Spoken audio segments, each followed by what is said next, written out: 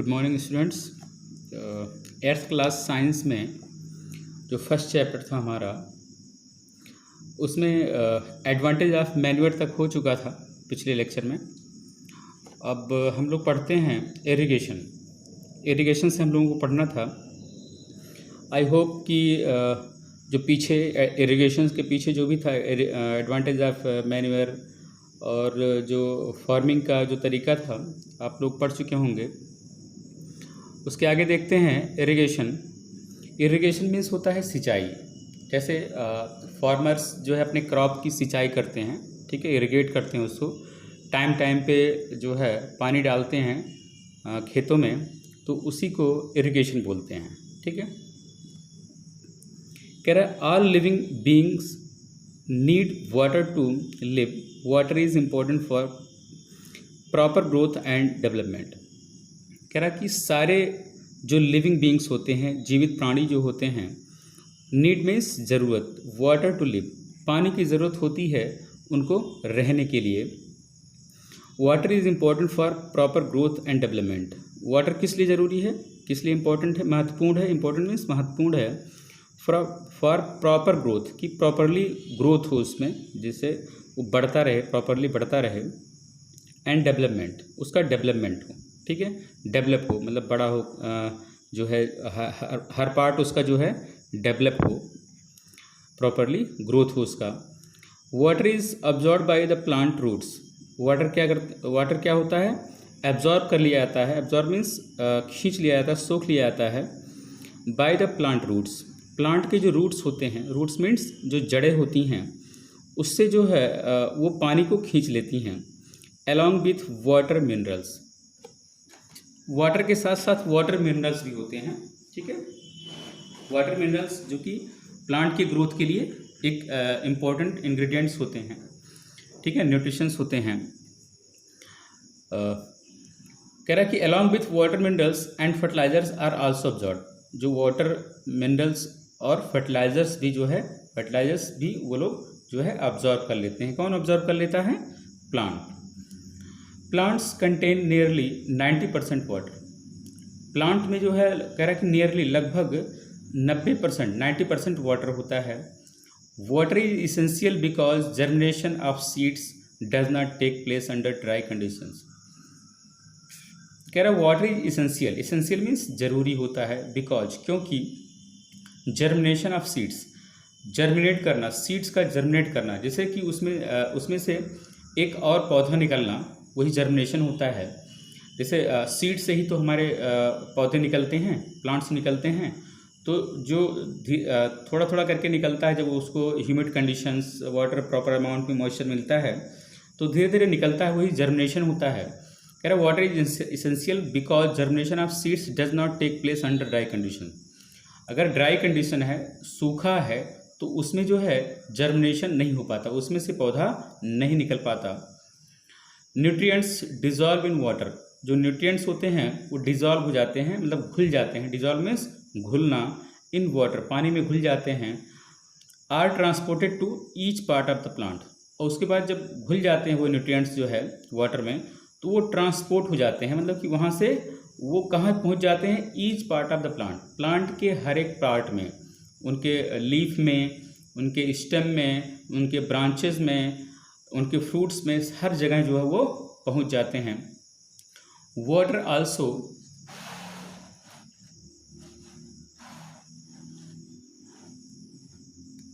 कह रहे water also protects the crop from both Frost and hot air currents.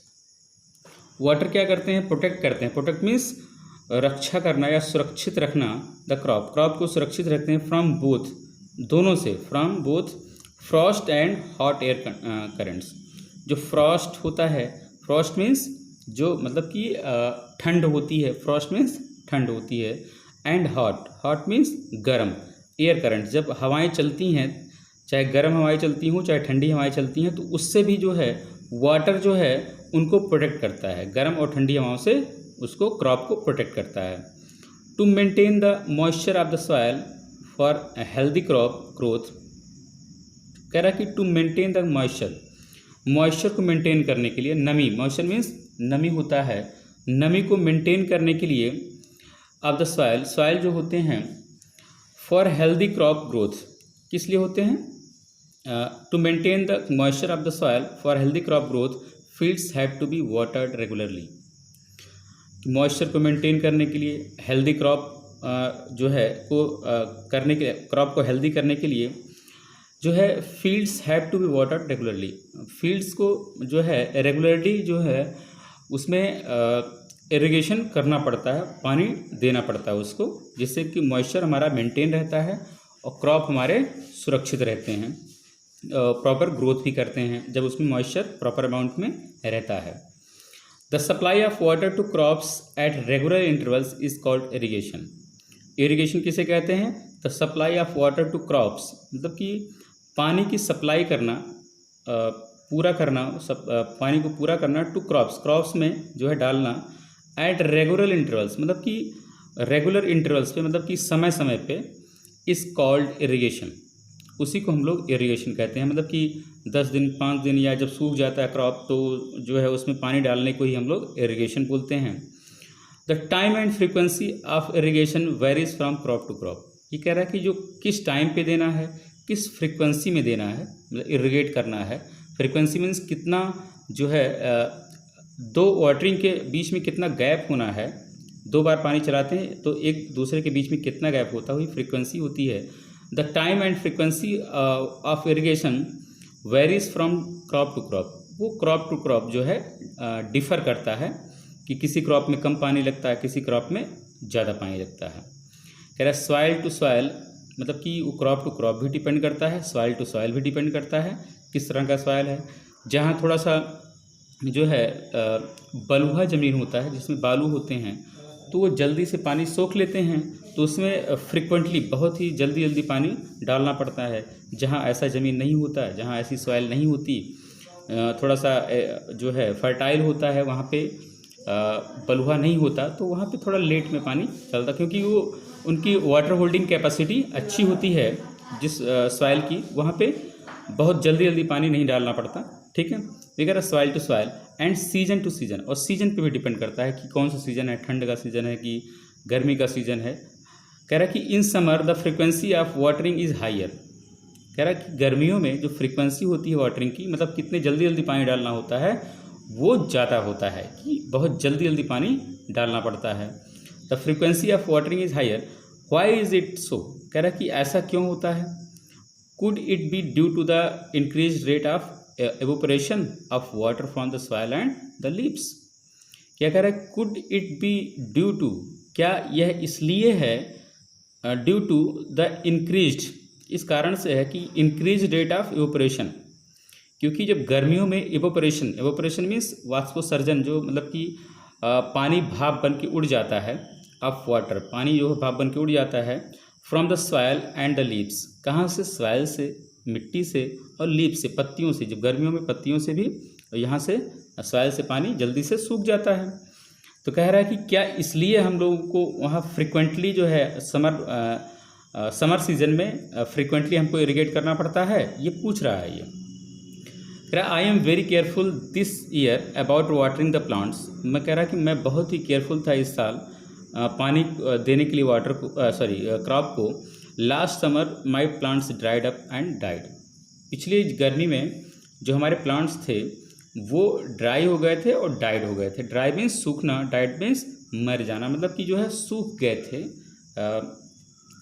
फिर कह रहा है कि sources of irrigation. Sources of irrigation मतलब ये होता है कि इरिगेशन के जो है सोर्स क्या है, स्रोत क्या हैं। सोर्सेस मीन्स स्रोत होता है कि मतलब कि हम कहाँ कहाँ से पानी प्लांट्स को अपने देते हैं, कहाँ से लेके आते हैं पानी। वो हम ट्यूबवेल से यूज़ करते हैं, या कैनाल यूज़ करते हैं, या रिवर यूज़ करते हैं, क्या यूज़ करते हैं, कहाँ से हम इरिगेट करते हैं। कह रहा है कि the sources of water for irrigation are Wales.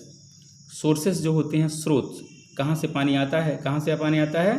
Wales से। वेल्स मीन्स कुआँ। ट्यूबवेल्स जानते हैं, ट्यूबवेल लगा होता है, पानी नीचे से खींचता है, मशीन लगी होती है। पॉन्ड्स मीन्स तालाब।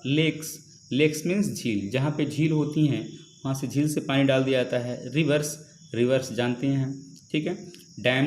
डैम्स बड़े बड़े जो बांध बनते हैं डैम्स होते हैं, और कैनाल्स मीन्स नहर होती है।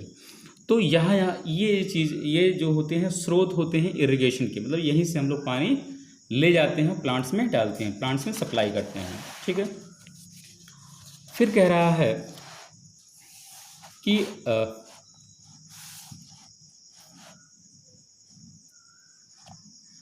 ट्रेडिशनल मेथड्स ऑफ इरिगेशन, कि इरिगेशन के ट्रेडिशनल मेथड क्या हैं। ट्रेडिशनल मीन्स कि जो परंपरागत जो वो होते हैं सिंचाई के साधन होते हैं, परंपरागत समझते हैं ना, जो पहले से चला आता है, जो हमारे पूर्वज भी यूज करते थे। तो ऐसे जो है मेथड पूछ रहा है ये, इरिगेशन के मेथड क्या क्या हैं। कह रहा कि ट्रेडिशनल मेथड्स ऑफ इरिगेशन, कि जो पहले से चले आ रहे हैं ट्रेडिशन, मतलब कि पीढ़ी दर पीढ़ी जो है इरिगेशन के जो मेथड कह रहा है ये। The water available in wells, lakes and canals is lifted up by different methods in different regions. कह रहा है जब वाटर अवेलेबल इन वेल्स, जो पानी अवेलेबल होता है वेल्स में, मतलब कि कुओं में, लेक्स में अभी बताए हैं, एंड कैनाल्स में, is lifted up by different methods, वहाँ से निकाला जाता है अलग अलग तरीक़ों से। डिफरेंट मेथड्स होते हैं इसके निकालने के, different methods in different regions, और अलग अलग रीजन्स में, अलग अलग एरियाज़ में, अलग अलग जगहों के अलग अलग मेथड होते हैं। For taking it to the fields, उसको फील्ड में ले जाने के लिए अलग अलग मेथड होते हैं। कह रहा है कि cattle or human labour is used in these methods. Cattle means पशु जो होते हैं, जानवर जो होते हैं, आर ह्यूमन लेबर, या फिर जो इंसान जो होते हैं वो उनके लेबर्स यूज होते हैं in these methods, in methods में। So these methods are cheaper, इसलिए ये मेथड्स चीपर होते हैं। चीपर मीन्स सस्ते होते हैं, बट लेस इफ़िशियंट, लेकिन कम इफ़ेक्टिव होते हैं, इफ़िशियंट नहीं होते, उतने प्रभावशाली नहीं होते, इसमें बहुत टाइम लगता है। The various traditional ways are, जो कह रहा है कि अलग अलग जो वेरियस जो है ट्रेडिशनल वेज हैं, जो परंपरागत तरीके हैं, वेज मीन्स तरीका, वो क्या हैं। मोट, पुल्ली सिस्टम, यहाँ पे पुल्ली सिस्टम दिखाया गया है, देखिए पुल्ली से खींच रहा है ये पानी, ठीक है, उसको मोट बोलते हैं। चेन पंप यहाँ दिखाया गया है, ठीक है, चेन से पानी खींच रहा है, ये चेन से ये लगा हुआ है चेन, ठीक है। फिर कह रहा है कि आपका नीचे लिखा हुआ थर्ड मेथड जो है वो ढेकली, ठीक है, ढेकली लगा हुआ है, ये ढकली है, ठीक है। उसके बाद जो है राहट, जो लीवर सिस्टम होता है 1.4 ए से डी में दिखाया गया, देखिए ये इसमें दिखाया गया है। तो ये सब हमारे क्या हैं, ट्रेडिशनल मेथड हैं इरिगेशन के। फिर कह रहा है pumps are commonly used for lifting water, जो पम्प्स यूज करते हैं, हम कॉमनली यूज करते हैं ना, पम्प्स को यूज करते हैं लिफ्ट, पानी उठाने के लिए, निकालने के लिए। Diesel, biogas, electricity and solar energy is use to run these pumps. Diesel use होता है, बायोगैस यूज होता है, इलेक्ट्रिसिटी यूज होता है, एंड सोलर एनर्जी यूज होता है, is use to run these pumps. इन पम्प्स को जो हम लोग पंप यूज करते हैं, इसमें ये जो है फ्यूल लगते हैं, यूज होते हैं, उनको पानी को लिफ्ट करने के लिए, पंप्स को चलाने के लिए, ऑपरेट करने के लिए। पंप ऑपरेट होता है तो अल्टीमेटली वाटर निकलता है, वहाँ से वाटर खींचता है वो। फिर कह रहा है कि मॉडर्न मेथड्स ऑफ इरिगेशन, कि अब जो आप लोग देखते हैं इस समय जो होता है यूज होता है इरिगेशन का जो मेथड, उसके बारे में पूछ रहा है ये, कह रहा है modern methods of irrigation help us to use water economically. The main methods used are as follows. कह रहा है जो मॉडर्न मेथड्स है, अब का जो तरीका है इरिगेशन का, help us to use water economically. इससे क्या होता है कि हम लोग बहुत ही इकोनॉमिकली मीन्स कि जो है कम लागत में या कम पानी यूज करके हम इरिगेशन कर सकते हैं। मतलब हमारा पानी जो है, जो वाटर है, वेस्ट नहीं जाता, इधर उधर नहीं फैलता, वो जहाँ पे हम लोग डालते हैं, जहाँ ज़रूरत होती है वाटरिंग की, वहाँ पे पानी पहुँच जाता है, इधर उधर जो है फैलता नहीं है वो, तो उसी को हम इकोनॉमिकली बोलते हैं कि जो है जितनी ज़रूरत होती है उतना यूज हो जाता है, फालतू का इधर उधर फैलता नहीं, तो वही इकोनॉमिकली है ये। The main methods used as are as follows, जो मेन मेथड्स हैं वो कौन से हैं? पहला कह रहा है स्प्रिंकलर सिस्टम। स्प्रिंकलर सिस्टम में क्या होता है, जैसे कि फिगर में दिखाया गया, ये फिगर में दिखाया गया स्प्रिंकलर सिस्टम, ठीक है, कि पाइप से जोड़ दिया गया है और पाइप में यहाँ पे नोजल्स लगे होते हैं, तो पानी अपना फेंकता है वो, ठीक है। अभी बताते हैं इसको डिटेल में। स्प्रिंकलर सिस्टम क्या होता है? This system is more useful on the uneven land where sufficient water is not available. ये जो स्प्रिंकलर सिस्टम होता है मोस्टली वहाँ यूजफुल होता है, बहुत ही यूजफुल होता है जहाँ पे कि लैंड जो है अनइवन होता है। अनइवन मीन्स कि जो है बराबर नहीं होता, समतल नहीं होता है, तो वहाँ के लिए स्प्रिंकलर सिस्टम बहुत ही यूजफुल है, बहुत इफ़िशियंट है ये। Where sufficient water is not available, जहाँ पे कि पर्याप्त मात्रा में पानी नहीं होता, वहाँ ये स्प्रिंकलर सिस्टम बहुत ही उपयोगी है। The perpendicular pipes, perpendicular means कि जो खड़े ऐसे खड़े पाइप्स होते हैं, खड़े खड़े ऐसे पाइप होते हैं, पाइप को खड़ा कर दिया जाता है ऐसे, ठीक है। हैविंग रोटेटिंग नोजल्स, उनमें रोटेटिंग मतलब कि इसे रोटेट करने वाले नोजल्स लगे होते हैं, नोजल, ठीक है। नोजल्स जानते होंगे, जहाँ से वो पानी निकलता है या तेल निकलता है, वहाँ पे जैसे बाइक्स में यूज होते हैं ना नोजल्स, तो वहाँ से जो है ऑयल वहाँ से निकलता है, तो वही नोजल्स होते हैं। ऑन टॉप मतलब कि टॉप, उसके टॉप पे, पाइप के टॉप पे नोजल्स यूज होते हैं। Are joint to the main pipe, ऊपर जो है नोजल लगा होता है, नीचे से वो मेन पाइप में ज्वाइंट होते हैं।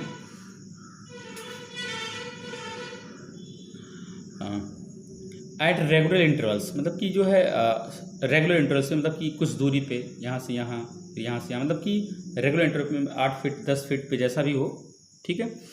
When water is allowed to flow through the main pipe, जब पानी निकलता है, allowed to flow, flow means बहता है, through the main pipe, main pipe से जब पानी जाता है अंडर प्रेशर, वो प्रेशर में होता है, मतलब कि तेज़ी से जाता है, प्रेशर में होता है। With the help of a pump, जब पंप यूज करते हैं हम तो वहाँ से निकलता है पानी। It scapes from the rotating nozzles, कहाँ से निकलता है, स्केप करता है, जो घूमते हुए नोजल्स होते हैं वहाँ से निकलता है वो, रोटेटिंग मीन्स घूमता हुआ। It gets sprinkled on the crop as if it is raining, तो ये क्या करता है, जो है पाइप से जब पानी निकलता है ऊपर ऐसे वो घूमता रहता है, तो वहाँ से पानी जो है ऐसे निकलता है, फेंकता है वो, तो स्प्रिंकल्ड होता है, मतलब कि जो है जैसे बारिश होती है ना बूंद बूंद से, वैसे ही पानी वहाँ से नोजल से इधर उधर फेंकता है, तो जैसे कि बारिश होती है, as it is if it is raining, जैसा कि बारिश होती है। Sprinkler is very useful for lawns, coffee plantation and several other crops. जो स्प्रिंकलिंग सिस्टम होता है, कह रहा है कि बहुत ही यूज़फुल होता है लॉन्स में। लॉन, जो लॉन बने होते हैं ना, बड़े बड़े लॉन बने होते हैं, वहाँ घास फूस उगाया जाता है, कुछ फूल पौधे उगाए जाते हैं। कॉफ़ी प्लांटेशन जो होता है, कॉफ़ी का जो प्लांटेशन होता है वहाँ पे भी, एंड सेवरल अदर क्रॉप्स, और भी जो अदर क्रॉप्स होते हैं वहाँ पे ये आपका यूजफुल होता है। फिर आगे बढ़ते हैं, जैसा कि दिखाया गया है 1.5A में, 1.5 में, जैसे कि यहाँ पे ये देखिए, ये पाइप लगे हैं, यहाँ पे नोजल लगा हुआ है, नोजल लगा हुआ, यहाँ से पानी ऐसे ऐसे फेंकता है, ये मेन पाइप से आपका जुड़ा हुआ है ये, ठीक है, मेन पाइप से जुड़ा हुआ है, ऐसे कर यहाँ से पाइप निकले हुए हैं, ठीक है। फिर कह रहा है कि एक और मेथड है आपका, अगला मेथड जो है आपका ड्रिप सिस्टम है, drip system. In this system the water falls drop by drop directly near the roots. इस सिस्टम में क्या होता है कि जो वाटर फॉल्स, पानी गिरता है ड्रॉप बाय ड्रॉप, बूंद बूंद से, डायरेक्टली नियर द रूट्स, एकदम जो है रूट पे ही जो है रूट के नज़दीक ही वो गिरता है पानी, ठीक है। So it is called drip system, इसलिए इसको ड्रिप सिस्टम बोलते हैं, ठीक है। वो पौधे के जड़ों के नज़दीक ही गिरता है वो पानी, इसलिए इसको ड्रिप सिस्टम कहते हैं। It is the best technique for watering fruits plants, ये किस लिए बहुत ज़्यादा उपयोगी है, किस चीज़ के लिए, फ्रूट प्लांट्स के लिए, जिससे हमको फल मिलते हैं, ऐसे प्लांट्स के लिए बहुत उपयोगी है। गार्डन्स एंड ट्रीज, जैसे गार्डन होते हैं, ट्रीज होते हैं, ठीक है। 1.5b में यहाँ दिखाया गया है ये नज़दीक ही, उसी के रूट के नज़दीक ही ये पानी गिर रहा है। ये water is not wasted at all, इसमें पानी वेस्ट नहीं होता ना, केवल रूट पे ही आसपास गिरता है वो, तो जहाँ ज़रूरत होती है वहाँ पे गिर जाता है, तो इसलिए इसमें पानी वेस्ट नहीं होता है। It is a boon in regions where availability of water is poor. ये जो होता है, ये सिस्टम जो होता है बून होता है। बून मीन्स एक टाइप का वरदान समझते हैं ना, जो भगवान वरदान देते हैं। It is a boon in regions, उन रीजन्स के लिए वरदान साबित हुआ where availability of water is poor, जहाँ पे पानी जो है की कमी रहती है, अवेलेबिलिटी जो है पुअर होती है, ठीक है। इसका मतलब कि कमी रहती पानी की, तो वहाँ पे जो है जहाँ ज़रूरत होती है वहाँ पे पानी डाल दिया जाता है इस मेथड से, तो वहाँ के लिए वरदान है। आगे देखते हैं।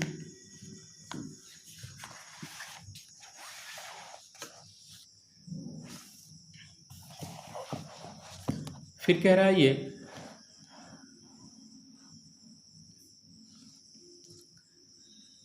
Protection from weeds. अगला हमारा टॉपिक है प्रोटेक्शन फ्रॉम वीड्स। वीड्स क्या होते हैं? वीड्स हमारे होते हैं जैसे कि खरपतवार। प्लांट्स में बेसिकली जो है जब हम प्लांटेशन करते हैं किसी भी क्रॉप को, चाहे रबी हो चाहे खरीफ हो, चाहे चावल उगाते हैं, धान उगाती हैं, चाहे गेहूँ उगाते हैं, तो उसमें जो है प्लांट्स में जब हम लगाते हैं प्लांट्स को, तो उसमें खरपतवार भी आ जाते हैं, तो उसी को वीड्स बोलते हैं, ठीक है। प्रोटेक्शन फ्रॉम वीड्स, तो हम वीड्स से भी प्रोटेक्शन कैसे करते हैं ये इसमें बताया गया है। कह रहे Boojho and Paheli went to a nearby wheat field. Boojho और पहेली गए एक नज़दीक के वीट फील्ड पे। वीट मीन्स गेहूँ का खेत था। And saw that there were some other plants in the field growing along with wheat plant. और उन्होंने देखा, सा मीन्स देखना, there were some other plants, वहाँ पे कुछ और प्लांट्स थे इन द फील्ड, उस खेत में, ग्रोइंग जो उगे हुए थे, along with wheat plants, wheat plants के साथ साथ और भी प्लांट्स वहाँ पे उगे हुए थे। वही कह रहा है have these other plants been planted purposely. ये सोच रहा था कि क्या ये सब प्लांट्स जो हैं, ये जो वीट प्लांट्स के साथ साथ और प्लांट उगे हैं, तो ये उगाए गए हैं पर्पजली, मतलब इनका कोई पर्पज है उनके साथ उगाने का। कह रहा है in a field many other undesirable plants may grow naturally along with the crop. कह रहा है कि इन ए फील्ड, खेत में, मैनी अदर अनडिजायरेबल, कई और अनडिजायरेबल, मतलब कि जो है जो फालतू की चीज़ें होती हैं, अनडिजायरेबल, जिनको नहीं चाहिए होता, वो भी आ जाती हैं।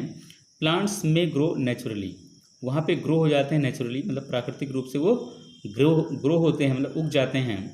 अलॉन्ग विद द क्रॉप, जो हमारी फसल होती है उसके साथ साथ और प्लांट्स उग जाते हैं। These undesirable plants are called weeds.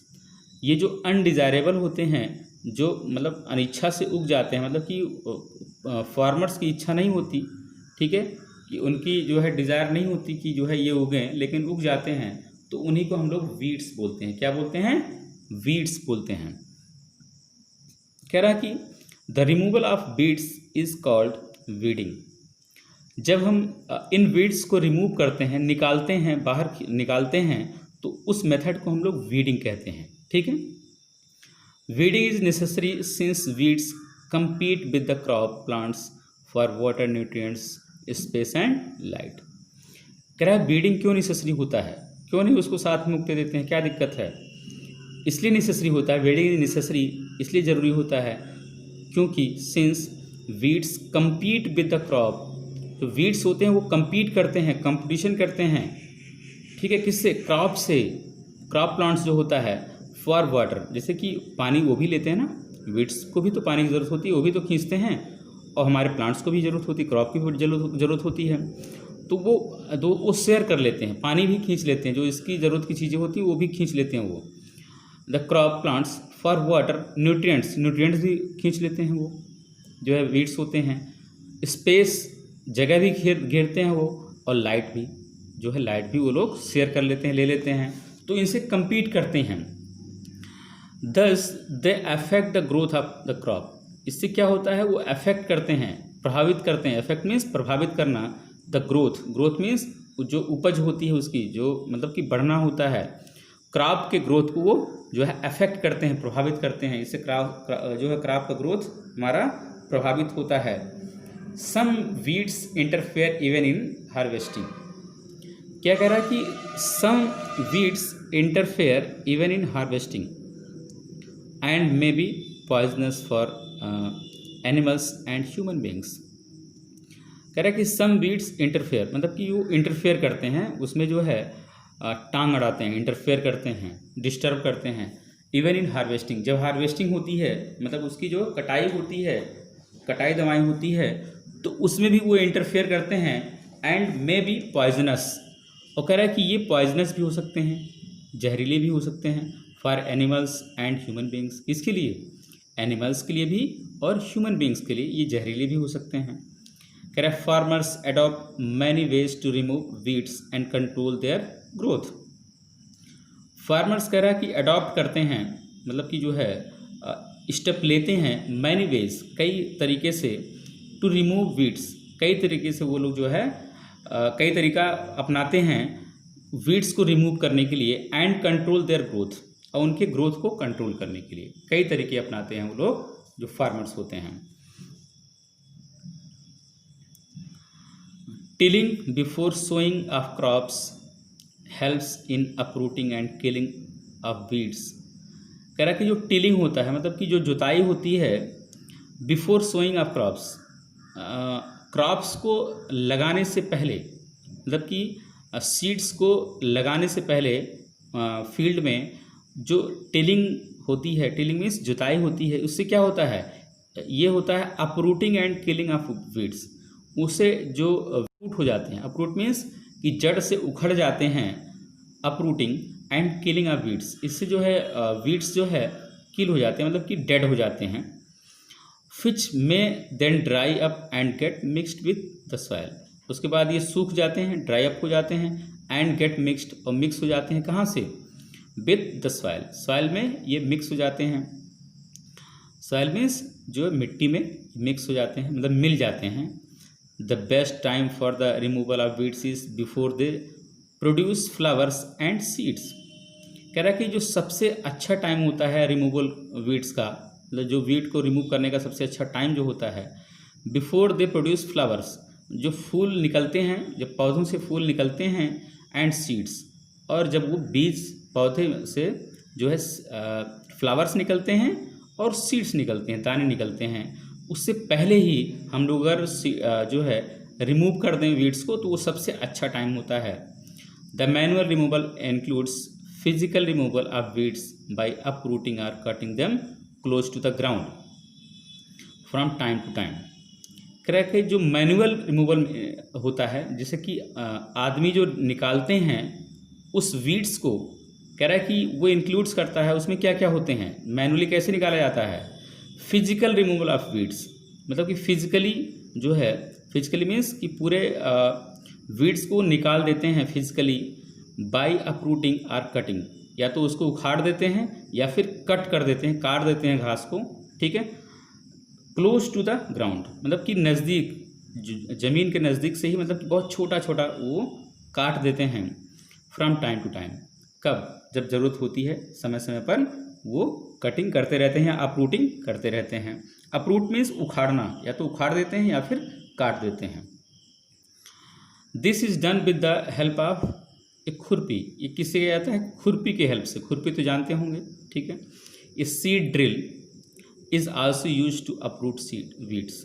जो सीड ड्रिल होता है, कभी कभी होता है, एक हम लोग मशीन यूज़ करते हैं कि सीड्स को जो है पीछे कल्टीवेटर में डाल देते हैं, बांध देते हैं, उसमें जो सैलो बना होता है उसमें डाल देते हैं, और जो हल चलता रहता है उसके नीचे सीड्स जो है डालते रहते हैं, तो उससे क्या होता है, ऊपर से जो खरपतवार होते हैं वो उखड़ जाते हैं। वही कह रहा है कि ये seed drill is also use to uproot weeds, वो भी यूज होता है अपरूट करने के लिए, उखाड़ने के लिए वीड्स को। फिर आते हैं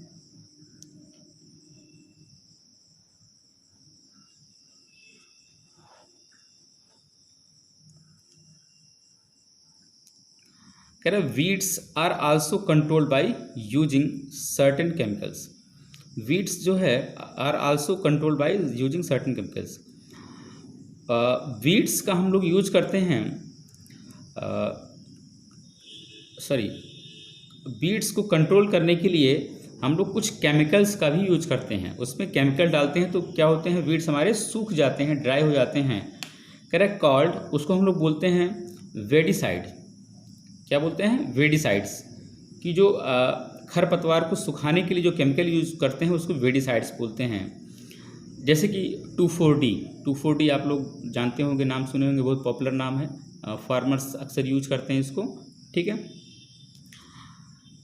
these are spread in the fields to kill the weeds. ये स्प्रे कर दिए जाते हैं, छिड़क दिए जाते हैं, इनका छिड़काव होता है फील्ड में, टू किल द वीड्स। इससे क्या होते हैं, वीड्स मर जाते हैं, सूख जाते हैं। They do not damage the crop.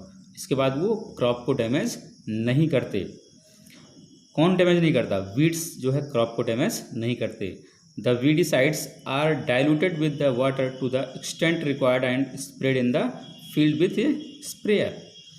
कह रहे जो वीडिसाइड्स होते हैं आर डाइल्यूटेड विथ वाटर, उनको पानी में घोल दिया जाता है, डाइल्यूट कर दिया जाता है, मतलब घोल दिया जाता है। टू द एक्सटेंट रिक्वायर्ड, जितनी ज़रूरत होती है, एंड स्प्रेड, और उसको स्प्रे कर दिया जाता है, उसका छिड़काव कर दिया जाता है।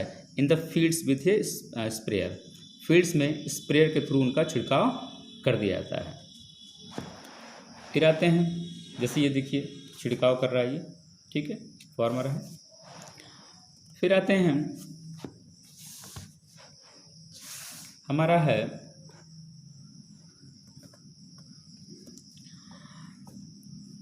Do weedicides have any effect on the person handling the weedicides sprayer.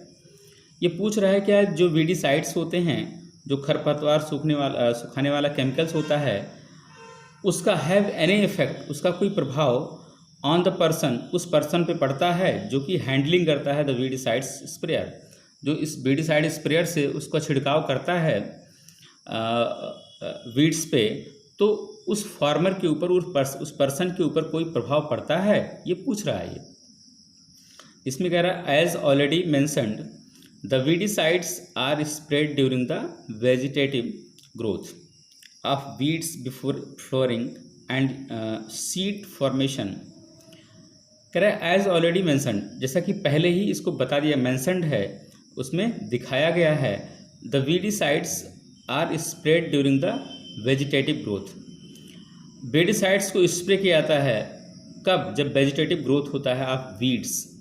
ठीक है, मतलब कि शुरू में जैसे होता है ना, ग्रोथ होता है, तो उसी समय पे before flowering and seed formation, उसमें जो है फ्लावरिंग या सीड फॉर्मेशन होने से पहले ही जो है उस पर डाल दिया जाता है। स्प्रेइंग ऑफ वेडिसाइड्स में affect the health of farmers. जो हम लोग स्प्रे करते हैं वेडिसाइड्स का, उससे फार्मर का हेल्थ, मतलब स्वास्थ्य जो है प्रभावित हो सकता है, उनको बीमारी हो सकती है। So they should use these chemicals very carefully. इसलिए उनको जो है ये केमिकल जो है बहुत ही केयरफुल्ली, बहुत ही सावधानीपूर्वक यूज करना चाहिए। They should cover their nose, उनको जो है अपने नोज को, नोज मीन्स नाक को कवर करना चाहिए, एंड माउथ, और माउथ को कवर करना चाहिए with a piece of cloth. मतलब कि इसके कहने का मतलब ये है कि एक कपड़े के टुकड़े से उनको अपना मुंह और नाक जो है बंद कर लेना चाहिए, बांध लेना चाहिए during spraying of these chemicals. कि जब वो छिड़काव कर रहे हैं इन केमिकल्स का, तो उनको अपना नाक और मुंह कपड़े से बांध लेना चाहिए, ढक लेना चाहिए। फिर कह रहा है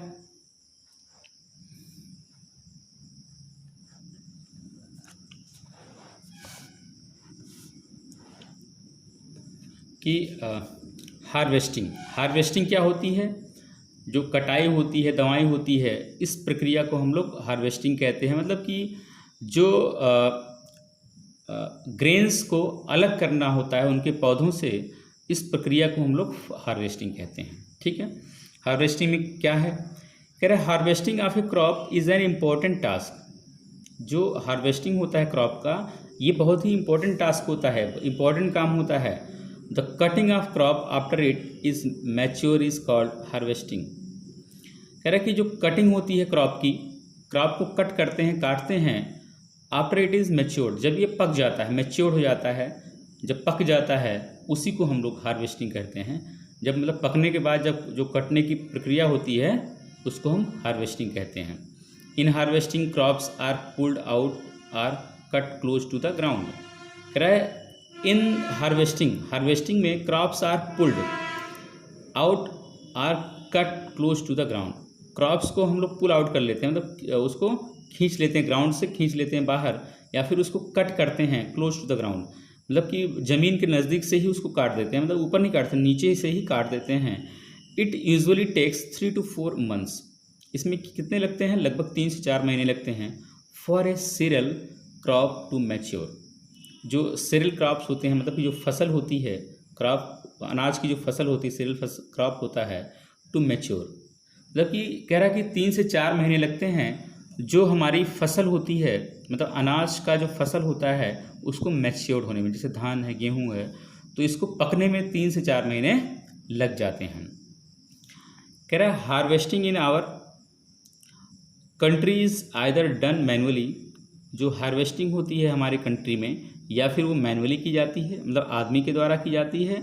बाई सिकल मीन्स पहले बताए थे जो हंसिया होता है, देखिए इस आकार का होता है, जिससे हम लोग क्रॉप को काटते हैं, ठीक है। या तो सिकल द्वारा काटा जाता है, 1.7 में दिखाया गया है। Or by a machine called harvester, या फिर एक मशीन जिसको हम लोग हार्वेस्टर बोलते हैं, उससे काटा जाता है। इन द हार्वेस्टेड क्रॉप, जो जिस क्रॉप का हार्वेस्टिंग होनी है, जो grain seeds need to be separated.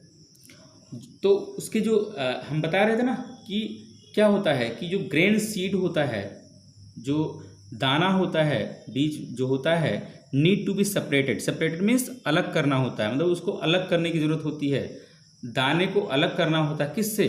Separated means अलग करना, किससे?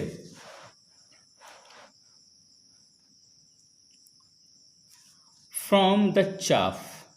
किससे? चाफ से, जो उसका भूसा होता है, ठीक है। चाफ मीन्स भूसा होता है, जो उसके जो प्लांट का जो स्टेम होता है या जो और पार्ट होते हैं, तो जो भूसा बनता है तो उस भूसे से अलग करना होता है। दवाई हो जाती है तो भूसे से अलग करना होता है ग्रेन्स को। तो कह रहा है कि this process is called threshing. उस प्रोसेस को हम लोग क्या बोलते हैं? थ्रेसिंग बोलते हैं। मतलब जो पौधा होता है, पौधा पूरा काट लिया जाता है, तो काटने के बाद जो दाना, जो उसके ग्रेन्स होते हैं, निकालने पड़ते हैं ना, भूसे से अलग करना पड़ता है। तो उस जो अलग करने की प्रक्रिया होती है उसको थ्रेसिंग बोलते हैं। पहले थ्रेसर से थ्रेसिंग होता था, अभी होता है कहीं कहीं। कह रहा है this is carried out with the help of A machine called combine. ये किसके द्वारा किया जाता है? एक मशीन के द्वारा जिसका नाम कंबाइन है, which is in fact a harvester as well as thresher. जो कि एक हार्वेस्टर भी होता है और एक थ्रेसर भी होता है, मतलब कि वहाँ कटाई भी हो जाती है और दवाई भी हो जाती है थ्रेसर द्वारा। 1.8 में ये दिखाया गया। कंबाइन तो आप लोग देखे ही होंगे, नो डाउट। फिर कह रहा है after harvesting sometimes stubs are left in the field which are burn by farmers. कह रहा है कि हार्वेस्टिंग के बाद कभी कभी स्टब्स, जो उसका जो पुआल जो होता है वो रह जाता है, कहाँ पे? फील्ड में, left in the field which are burn by farmers, जो कि जला दिया जाता है फार्मर के द्वारा, मतलब किसान के द्वारा उसको जला दिया जाता है। पहली इज वरीड, पहली चिंतित थी।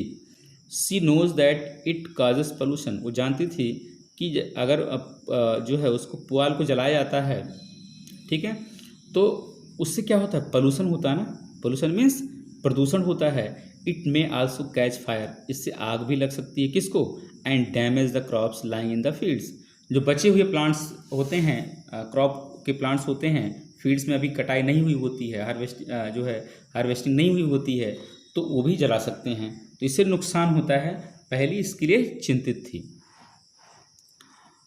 फिर कह रहा है कि farmers with small holdings of land do the separation of grains and chaff by winnowing. You have already studied in class 6। Winnowing class 6 में सीख चुके हैं। विनोइंग क्या होता है? Winnowing is a method to separate grains from their chaff, ठीक है। तो ये कह रहा है कि farmers with small holding of land, ऐसे फार्मर्स जिनके पास जो है कम लैंड होते हैं, कम भूमि होती है, to the separation of grain and chaff by winnowing, तो क्या करते हैं? वो सेपरेशन कैसे करते हैं? विनोइंग के through. Winnowing is a method to separate seeds from the chaff. ठीक है, तो you have already study in this class 6 में आप लोग स्टडी कर सकते हैं, जिसको हम लोग ओसाना बोलते हैं, जिसे जो सेपरेट करते हैं भूसा को, जो भूसा भी होता है उसमें, और सीड्स मतलब कि जो है दाने भी होते हैं गेहूं या धान के, तो उनको जो अलग करने के बेसिकली जो है गेहूं के सीज़न में जो उसको भूसे से अलग करते हैं ओसा के, तो उसी को हम लोग विनोइंग बोलते हैं। ठीक है, फिर कह रहा है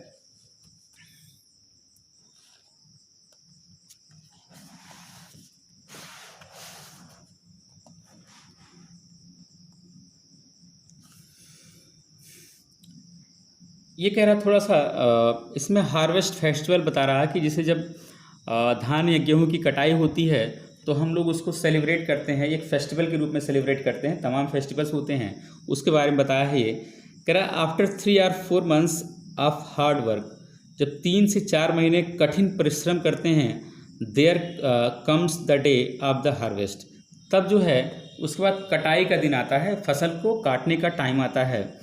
the site of golden fields of standing crop, जो साइट होती है, साइट मीन्स दृश्य होता है, जो गोल्डन फील्ड्स मतलब कि जो सुनहरे फील्ड्स का सुनहरा खेत होता है, ऑफ स्टैंडिंग क्रॉप, जिसमें जो है क्रॉप खड़े होते हैं, क्रॉप होते हैं, तो उसको देखो तो एकदम जो है सुनहरा लगता है। कह रहा लैडन विथ ग्रेन, जो कि लदा हुआ होता है ग्रेन से, मतलब कि उसमें जो है दाने लगे होते हैं, सीड्स लगे होते हैं। fills the heads of farmers with joy and sense of well-being। इसका मतलब ध्यान से देखिए, कह रहा है कि जब देखते हैं किसान, जब खेत में जाते हैं और देखते हैं कि उनका फील्ड, जो उनका खेत है, जो है सुनहरा कलर दिख रहा है, उसमें सुनहरा कलर दिख रहा है, जो कि लैडन है, लदा हुआ है दाने से, मतलब कि जो है या तो धान है या गेहूं है या और कोई फसल है, उससे जो है लदा हुआ है, तो उनका जो दिल होता है, जो with grain फिल्स the hearts of farmers with Joy, जो उनका दिल होता है, हार्ट होता है, फिल मतलब भर जाता है, किससे? जॉय से, मतलब वो आनंदित हो जाते हैं देख के अपना फसल, वो उनको बहुत ही अच्छा महसूस होता है। And a sense of wellbeing, और एक महसूस होता है, मतलब अच्छा जो है फील करते हैं वो, कि चलो मतलब देखने में सुकून उनको महसूस होता है कि ये हमारा फील्ड है, दाने से या जो धान या गेहूँ से भरा हुआ है।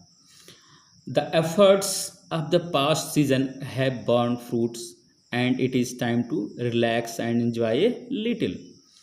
कह रहा द एफर्ट्स, जो प्रयास किया गया था, ऑफ द पास्ट सीजन, जो उनका सीजन गुजरा था, उसमें जो कठिन परिश्रम किया गया था, मतलब उस फसल को उगाने के लिए, हैव borne fruits, क्या हुआ उसमें? अब फ्रूट्स आ गए, उसमें फल आ गए। And it is time to relax, अब जो है वो टाइम है कि थोड़ा सा रिलैक्स करें, थोड़ा सा आराम करें। एंड एन्जॉय ए लिटिल, थोड़ा सा एंजॉय भी करें। ठीक है, आराम करें और एंजॉय भी करें थोड़ा सा।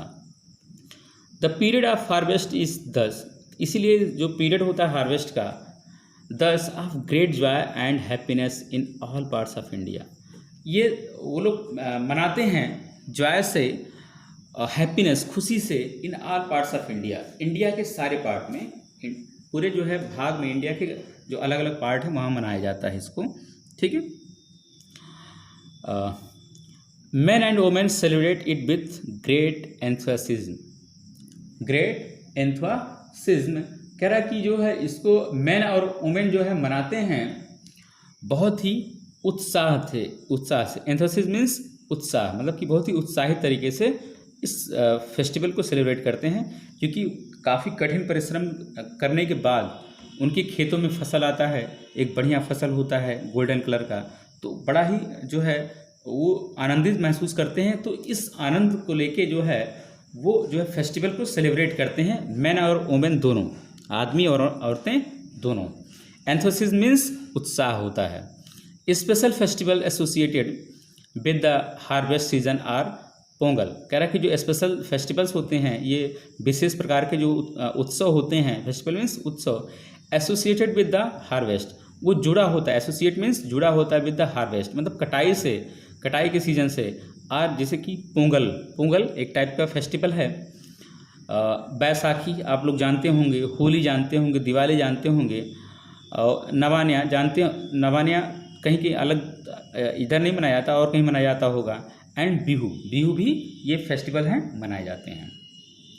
अब हम लोग जो है फसल का पहले तो हम लोग जो है कल्टीवेशन उसकी प्लाविंग किए, फिर सो किए, बीज को लगाए, हमारा पौधा उगा, इरिगेशन हुआ, फर्टिलाइजर्स भी डाले गए, फिर हमारी कटाई तक हो गई, कटाई हो गई, उसके बाद हम लोग फेस्टिवल भी मना लिए। ठीक है, इस चैप्टर में इतना सारा कर लिए। अब जो है जो हम फसल काटे हैं, जो हम सीड्स, जो हमारे फसल अनाज जो कटे हैं, उनको हम स्टोरेज भी कर लेते हैं, उनको हम कहीं पे रख भी लेते हैं जिससे कि वो ख़राब ना हो। ठीक है, तो स्टोरेज एक इम्पोर्टेंट जो है पार्ट होता है फसल की, क्योंकि अगर हम फसल को काट लिए और उसको ज़्यादा अमाउंट में है, उसको हम स्टोर नहीं किए तो हम साल भर कैसे खाएंगे उसको, क्योंकि फसल को हम लोग साल भर खाते भी हैं, उसको डिस्ट्रीब्यूट करते हैं, मतलब डिस्ट्रीब्यूट इन द सेंस कि उसको सेल करके different parts of the world जो है हम उसको पहुंचाते भी हैं। तो इसके लिए हमारे स्टोरेज बहुत इंपॉर्टेंट है। स्टोरेज को देख लेते हैं, उसको अब जो है इकट्ठा कर लेते हैं। कह रहा है storage of produce is an important task. जो स्टोरेज जो प्रोड्यूस होता है, मतलब कि जो उत्पादन होता है, उसको स्टोरेज करना इम्पोर्टेंट टास्क होता है, बहुत ही मतलब कि जो है ज़रूरी काम होता है। If the harvested grains are to be kept for longer time, कह रहा है यदि जो हार्वेस्टेड ग्रेन्स होते हैं, जो कटाई वाले दाने होते हैं, are to be kept for longer time, अगर उनको लंबे समय तक रखना है, they should be safe from moisture, insects, rats and micro organism. कह रहा है कि अगर लंबे समय तक उनको रखना है, उन जो है फसल को, तो कह रहा है कि दे should be safe from moisture, उनको जो है मॉइस्चर से सेफ रखना पड़ेगा। मॉइस्चर मीन्स नमी, इंसेक्ट्स मीन्स कीड़ों से भी बचाना पड़ेगा, रैट्स मीन्स चूहों से भी बचाना पड़ेगा, एंड माइक्रो ऑर्गेनिज्म, और जो छोटे छोटे माइक्रो ऑर्गेनिज्म होते हैं, छोटे छोटे ऑर्गेनिज्म होते हैं, उनसे भी उनको बचाना पड़ेगा कि वो हमारी फसल, जो हमारा अनाज है, वो ख़राब ना हो, डैमेज ना हो, वो स्पॉयल ना हो। कह रहा है harvested grains have more moisture, जो हार्वेस्टेड ग्रेन्स होते हैं उसमें ज़्यादा मॉइस्चर होता है, नमी होती है। If freshly harvested grains seeds जो होते हैं आर स्टोर्ड विदाउट ड्राइंग, कह रहा अगर अभी ताज़ा ताज़ा हम लोग हार्वेस्ट किए हैं, कटाई किए हैं ग्रेन्स की, सीड्स की, तो अगर उनको स्टोर कर देते हैं विदाउट ड्राइंग, बिना सुखाए हुए उनको अगर हम जो है कहीं स्टोर कर देते हैं, रख देते हैं उसको, दे मे गेट स्पॉइल्ड, वो स्पॉइल्ड भी हो सकते हैं, आर अटैक्ड बाय ऑर्गेनिज्म, या फिर उस पर ऑर्गेनिज्म जो छोटे छोटे कीड़े मकोड़े होते हैं उनसे उन पर अटैक कर देते हैं वो, making them unfit for use और फॉर जर्मिनेशन। जब उसमें जो है ये सब लग जाते हैं कि जो है कीड़े मकोड़े लग जाते हैं, तो वो अनफिट हो जाते हैं, वो मेकिंग देम अनफिट, वो अनफिट हो जाते हैं, मतलब उस योग्य नहीं रहते फॉर यूज, मतलब कि यूज की योग्य नहीं रहते, उनको हम खा भी नहीं सकते, आर फॉर जर्मिनेशन, और उसको अगली बार जो है जर्मिनेट करने के लिए, मतलब उसको एज ए सीड्स यूज करने के लिए, एज ए बीज यूज करने के लिए, कि मतलब उनसे फिर प्लांट्स उगाया जाए, जो है नर्सरी लगाने के लिए, वो जो है यूज नहीं हो सकते, क्योंकि वो ख़राब हो चुके हैं फसल, वो सॉरी अनाज ख़राब हो चुका है।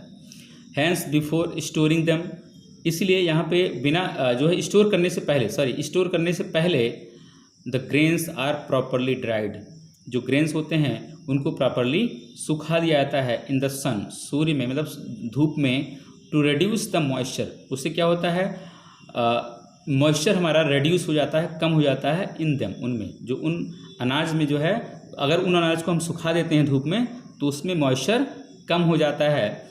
This prevents the attack by insect pest bacteria and fungi, इससे क्या होता है वो सुरक्षित हो जाते हैं किसके लिए, अटैक से, बाय इंसेक्ट पेस्ट, जो इंसेक्ट पेस्ट होते हैं, कीड़े मकोड़े होते हैं, बैक्टीरिया होती हैं, एंड मतलब कभी कभी फंगस लग जाते हैं उसमें वाइट कलर का, तो उससे वो सुरक्षित हो जाते हैं।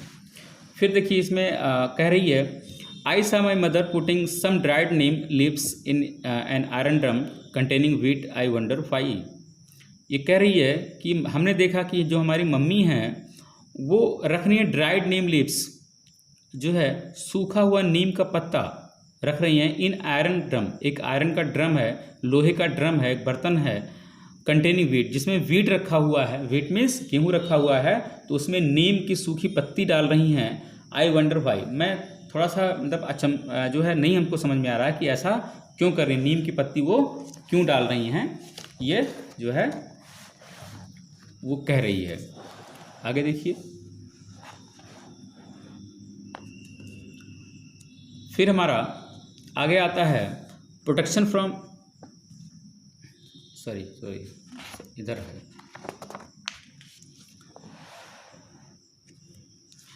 ये स्टोरेज दिखाया गया कि स्टोरेज देखिए जो है बोरियां लगी हुई हैं, ठीक है, ये स्टोरेज मेथड दिखाया गया है।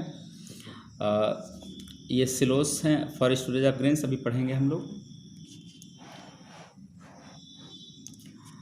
कह रहा है कि farmers store grains in jute bags are metallic beans.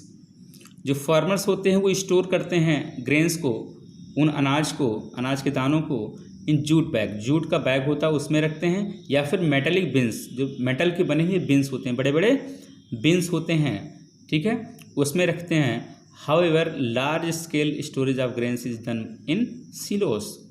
लेकिन अगर हमको ढेर सारा जो है अनाज स्टोर करना है तो वो हम किस में करते हैं, सिलोस में करते हैं। कैसे, जो कभी कभी होता है ना, जो नीचे मतलब कि ज़मीन के नीचे भी स्टोरेज बना दिया जाता है, ठीक है, तो वहाँ पे जो है उसको सुरक्षित रख दिया जाता है, तो उसको सिलोस बोलते हैं। मतलब कि ये अंडरग्राउंड होते हैं, सिलोस अंडरग्राउंड होते हैं। Large scale storage of grains is done in silos and granaries. जो ग्रेनरीज होते हैं ना, ग्रेनरीज दिख रहा है ये, ठीक है, ये दिख रहा है ग्रेनरीज। ग्रेनरीज मीन्स होता है जो भंडार, मतलब कि ढेर सारा भंडार हम लोग करते हैं, मतलब इकट्ठा कहीं सुरक्षित रख देते हैं कि वहाँ पे यूज करते हैं हम लोग, प्रिवेंटिव मेथड यूज़ कर देते हैं कि वहाँ पे कीड़े मकोड़े या कैट्स वगैरह, सॉरी रैट्स वगैरह ना जाएं, तो वो ग्रेनरीज होते हैं। To protect them from pest like rats and insect, उनको सुरक्षित रखने के लिए किससे, जो रैट्स होते हैं या इंसेक्ट्स होते हैं, ये दिखाया गया। देखिए ये भर भर के रखा गया है ये। फिर कह रहा है कि dried neem leaves are used for storing food grains at home. Dried neem leaves are used, जो सूखी हुई नीम की जो पत्ती होती है वो यूज़ की जाती है for storing food grains at home. अगर अनाज के दानों को हम स्टोर करते हैं घर पे तो उसका यूज़ करते हैं, नीम के पत्तियों से वहाँ पे कीड़े वगैरह नहीं जाते। For storing large quantities of grains in big godowns, अगर ढेर सारा जो है ग्रेन्स हमको स्टोर करना है तो बड़े से गोडाउंस में specific chemicals treatments are required to protect them from pest and micro organism. उसमें क्या होता है, हमको जो है स्पेसिफिक एक विशेष प्रकार का केमिकल ट्रीटमेंट करना पड़ता है, केमिकल उसमें डालना पड़ता है। Are required to protect them from pest, जरूरत होती है क्योंकि जो है हम प्रोटेक्ट करते हैं उसको पेस्ट से एंड माइक्रो ऑर्गेनिज्म से, जो उसमें पेस्टिसाइड वगैरह लग जाते हैं, ठीक है, मतलब कि जो है पेस्ट लग जाते हैं, कीड़े मकोड़े, उनसे सुरक्षित रखने के लिए हमको जो है इसका यूज़ करना पड़ता है। फिर आते हैं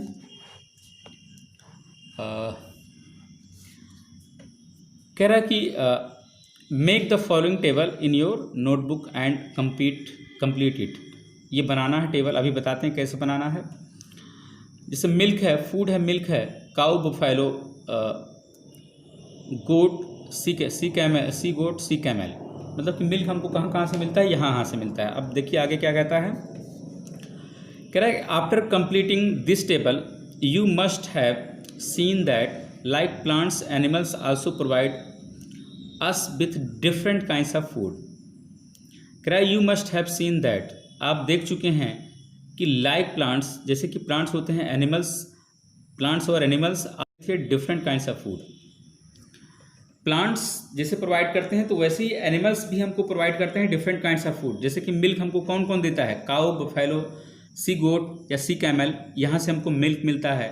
और भी चीज़ें होती हैं जैसे कि हम लोग किसी चीज़ का जो है मांस भी खाते हैं, एग भी यूज करते हैं, हम लोग हैन का एग यूज करते हैं, तो एग भी कहाँ से मिलता है, हैन से मिलता है। तो ये सब ऐसे करके कंप्लीट करना है इसमें। तो ये कह रहा है कि प्लांट्स तो हमको जो है खाने की चीज़ें देते ही हैं, फूड ग्रेन्स देते ही हैं, लेकिन कह रहा है कि जो है many people living in the coastal areas consume fish as a major part of their diet. कि जो कई लोग होते हैं जो कोस्टल एरियाज में रहते हैं, वो क्या करते हैं, कंज्यूम करते हैं फिश को खाते हैं as a major part of their diet. Coastal area में रहते हैं जहाँ पे जो है समुद्र है, नदी है, तो वहाँ पे जो है वो फिश को यूज करते हैं major part of their diet, मतलब कि खाने में ज़्यादातर वो फिश ही यूज करते हैं। In the previous classes you have learned about the food. Previous class में आप लोग पढ़ चुके हैं फूड के बारे में, about the food that we obtain from plants, कि हम लोग प्लांट से फूड को ऑब्टेन करते हैं। We have just seen that the process of crop production, हम लोगों ने तुरंत अभी देखा है कि जो प्रोसेस होता है क्रॉप का प्रोडक्शन करने के लिए, मतलब कि फसल को उगाने के लिए, involves A number of steps, like जो उसमें कई स्टेप यूज होते हैं ना, जैसे कि क्या होता है, लाइक सिलेक्शन ऑफ सीड्स। पहले तो हम सीड्स को सेलेक्ट करते हैं, मतलब कि उसमें जो एक स्टेप ये भी होता है सीड्स को सेलेक्ट करना कि कौन से सीड्स को हम लगाएंगे, कौन सा अच्छा ब्रीड है तो उस सीड्स को लगाएंगे। सोइंग मीन्स लगाना, मतलब कि उसका रोपाई करना, लगाना उसको। तो ये सब काफ़ी स्टेप्स, ऐसे काफ़ी स्टेप हमारे लिए जाते हैं जो है प्लांटेशन के लिए। फिर कह रहा है कि जो है एग्रीकल्चर प्लांटेशन के लिए it is similarly animals reared at home or in farms. वैसे ही जैसे कि प्लांट्स को हम लोग उगाते हैं, वैसे ही एनिमल्स को भी हम रियर्ड करते हैं, पालते हैं, at home or in farms. कहाँ पे, घर पे या फिर फार्म हाउस में, ठीक है, जहाँ पे ज़्यादा अमाउंट में होते हैं ये जो है एनिमल्स, तो उसका फॉर्म बना दिया जाता है, वहाँ पे लार्ज अमाउंट पे उसकी खेती, मतलब उसको जो है लगाया जाता है, फार्मिंग की जाती है। कह रहा है कि have to be provided with proper food, उनको जो फार्म में उनको प्रॉपर फूड भी दिया जाता है, शेल्टर भी दिया जाता है, एंड केयर, उनका केयर भी किया जाता है, देखभाल भी किया जाता है। When this is done on a large scale it is called animal husbandry. जब इसको हम लार्ज स्केल पे यूज करते हैं, मतलब कि जब हम इसको पालते हैं लार्ज स्केल पे, मतलब ढेर सारे एनिमल्स होते हैं, तो उसको हम लोग क्या बोलते हैं, एनिमल हस्बेंड्री, मतलब कि पशुपालन उसको हम लोग बोलते हैं।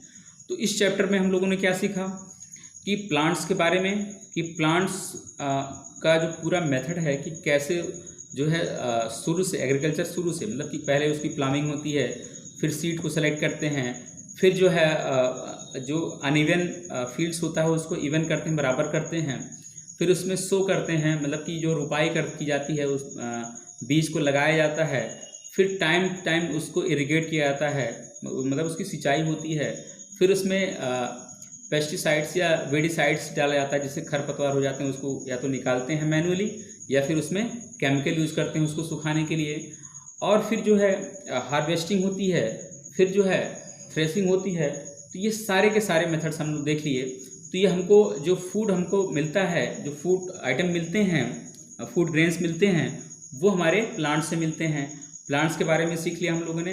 फिर हमने लास्ट में क्या देखा यहाँ पे कि जो है प्लांट के साथ साथ हमको एनिमल्स से भी फूड मिलता है, हम उससे मिल्क निकालते हैं, लेते हैं, जो कि जो है एनिमल्स से मिलता है, इन एनिमल्स से मिलता है।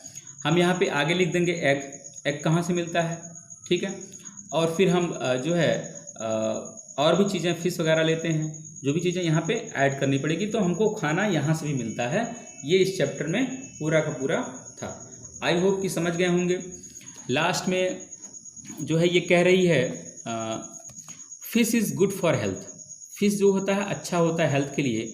We get cod liver oil from fish. ये कॉड लिवर ऑयल होता है जो कि हमको फिश से मिलता है, which is rich in vitamin D, जो कि क्या होता है, इसमें विटामिन डी प्रचुर मात्रा में होता है, ये पहेली कह रही है।